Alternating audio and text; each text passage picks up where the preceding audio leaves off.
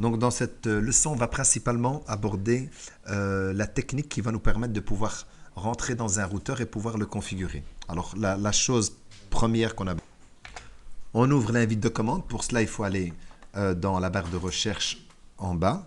Pour la facilité, vous tapez CMD ou invite de commande. Vous faites Enter, Entrée, et là vous allez rentrer dans l'invite de commande.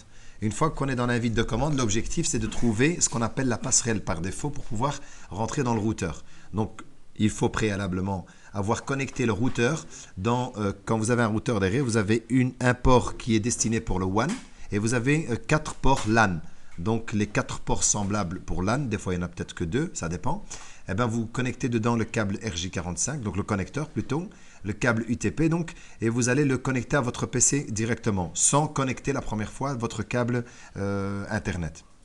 Et donc là, je vais taper IP config, qui va me permettre de trouver quel est l'IP de ma machine et l'IP de mon routeur. Donc l'IP de mon routeur, c'est ici, on voit la passerelle par défaut, donc 192.168.70.1.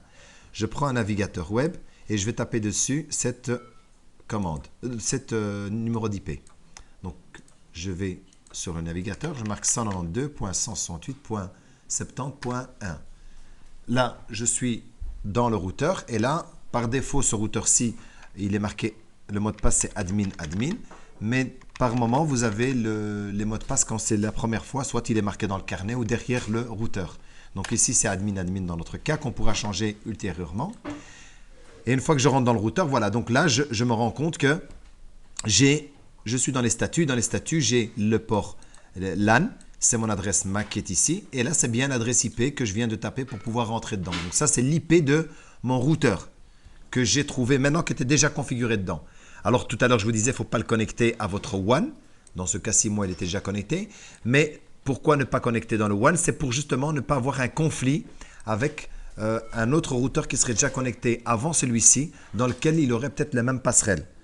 Alors, si vous ne connectez pas donc le réseau WAN qui est sur un autre routeur déjà chez vous, eh bien à ce moment-là, vous pouvez d'abord vérifier, tester si l'IP que vous voulez utiliser pour votre routeur, dans mon cas, j'ai utilisé le 70 qui est là, en vous connectant simplement directement donc de votre PC vers le réseau dans lequel vous êtes. Donc vous débranchez le routeur et alors là vous allez aller dans l'invite de commande et vous allez pinguer, vous allez taper ping et vous allez taper l'adresse IP que vous souhaitez attribuer à votre machine. Par exemple ici, si je voudrais lui changer, je mets 192.168.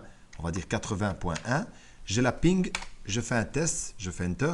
Et donc là, si j'ai des réponses, c'est que l'IP est déjà utilisé. Mais si j'ai, comme ici, vous pouvez le constater, délai d'attente de la demande, dépassé ou bien impossible de joindre l'autre, et bien dans ces cas-là, ça veut dire que l'IP est libre.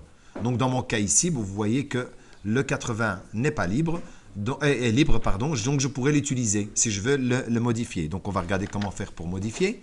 Je vais dans le network, dans ce cas-ci, et je cherche le LAN. Et dans le LAN, voilà, ici, je pourrais changer le 80. Voilà, 70, je mets 80 à la place. Et donc, mon routeur, forcément, va changer d'IP. Donc là, qu'est-ce qu'il est en train de faire? Il redémarre.